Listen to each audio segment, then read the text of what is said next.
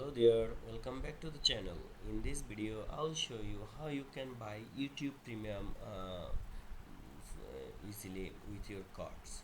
You can use your credit, debit, or any cards to buy YouTube Premium. For this, first go to youtube.com and log into your account.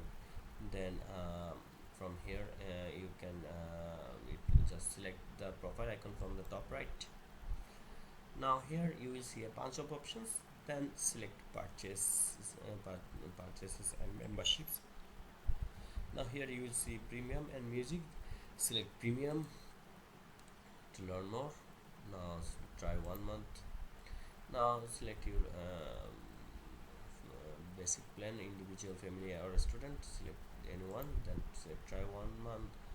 Now here you can see an option add credit or debit card. Just select it and then select buy. Now enter your card details, your card number, date, security code, and your card holder name, street address, city, postal code, and then select save card.